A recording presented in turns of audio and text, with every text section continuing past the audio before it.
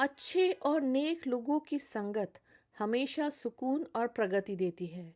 जैसे सूरज की किरणों से बर्फ पिघलकर पानी बन जाती है और उसकी मिठास वातावरण में फैल जाती है, उसी तरह नेक लोगों की संगत से हमेशा भलाई ही मिलती है।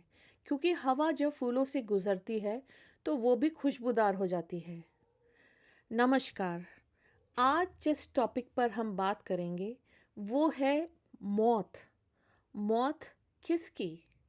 हर आदमी को अपनी या अपनी प्रियजन की मौत के बारे में सोचकर बहुत ही डरावना महसूस होता है। हम लोग अपनों की मृत्यु के बारे में सोच भी नहीं सकते या अपनी मृत्यु के बारे में सोच भी नहीं सकते। ये मृत्यु केवल मनुष्यों की नहीं, बाकी सारे जीव जंतुओं पर भी लागू होती है। क्या कभी आपने किसी मनुष्य के अलावा किसी जीव जंतु की मौत के बारे में सोचा है? अपनी मृत्यु, अपनों की मृत्यु मनुष्य को सदैव डरावनी लगती है। बाकी तो मौत का उत्सव मनाता है मनुष्य। ऐसा क्यों? मौत का स्वाद का चटखारे लेता है मनुष्य। मौत तो हमारा स्वाद है। मौत किसी की और स्वाद हमारा। यह कैसा नियम है मनुष्य का? स्वाद के कारण ही मौत कारोबार बन गई है आजकल।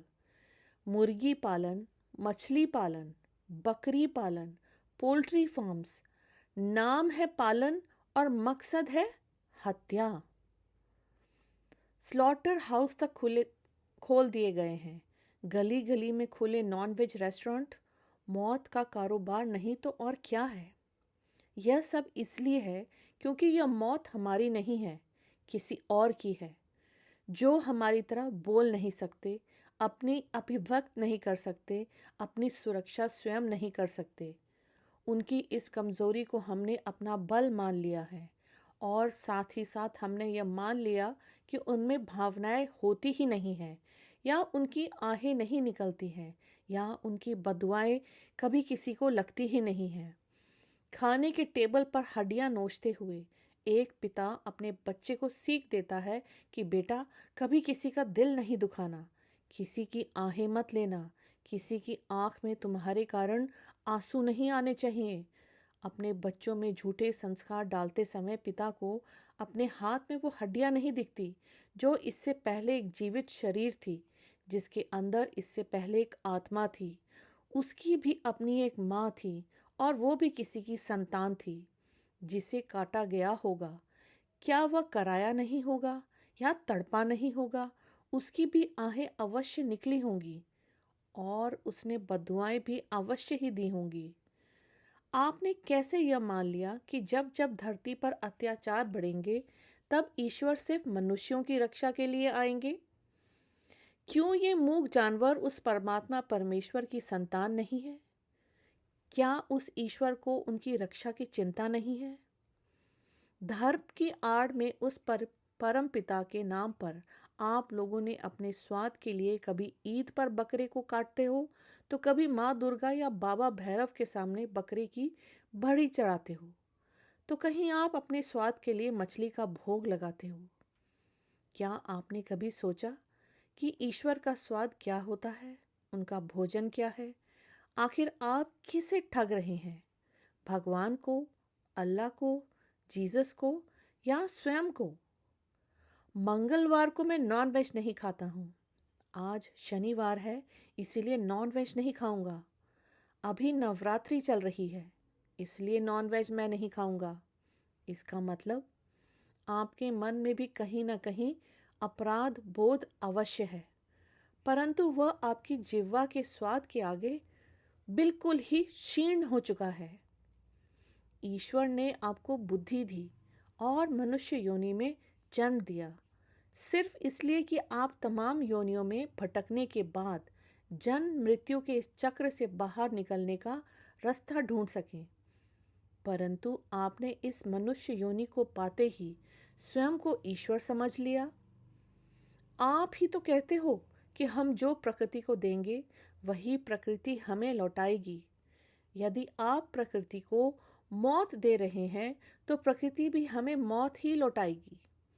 तब अपनों की मौत पर कष्ट क्यों? ये कैसा विलाप है? क्यों आप फिर विलाप करते हैं जब कोई आपका अपना मर जाता है? असामयिक मौत, असाध्य रोग और अन्य दैवीय आपदाएं, क्या यह इस बात का संकेत नहीं कि ईश्वर हमसे नाराज है? ईश्वर ने अपनी ही बनाई कई योनियों को धरती से हमेशा के लिए विलुप्त कर चुका है और आगे भी ऐसा ही कर रहा है।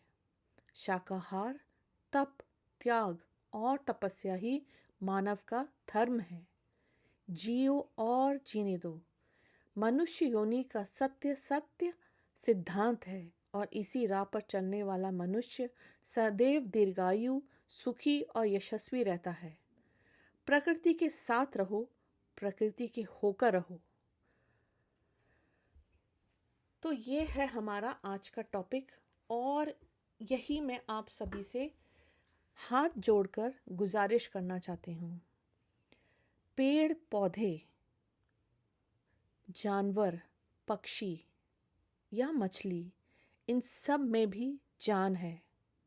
बड़े मज़े से हम पेड़ काट देते हैं, तालाब में से मछलियों को पकड़कर उसको पका के खा लेते हैं।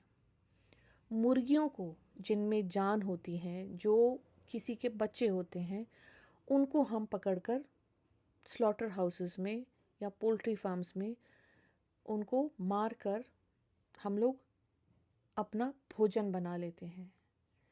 क्या हम में से किसी ने एक बार भी सोचा है कि इनमें भी जान होती है, इनमें भी इमोशंस होते हैं, ये लोग भी तड़पते हैं, इन लोगों की भी आहें होती हैं और ये लोग भी बदुआ दे सकते हैं?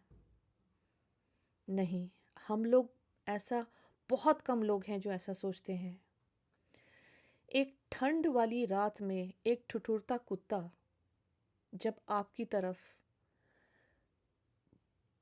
मायूस होता हुआ देखता है कि वो कहाँ जाए इतनी ठंड में, जब वो आपसे आश्रय मांगता है, तो क्या आपका दिल पसीजता है?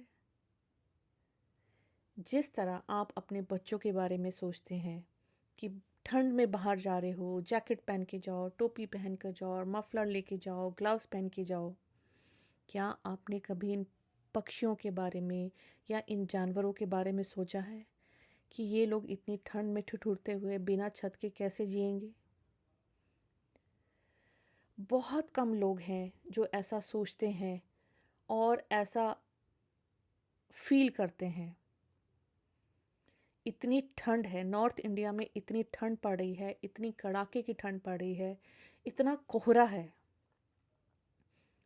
मेरी आप सभी से ये हाथ जोड़ के गुजारिश है कि जिस तरह आप अपने बारे में और अपने अपनों के बारे में इतना सोचते हैं, उसी तरह ये फीलिंग जानवरों, पक्षियों के बारे में भी लेकर चलें।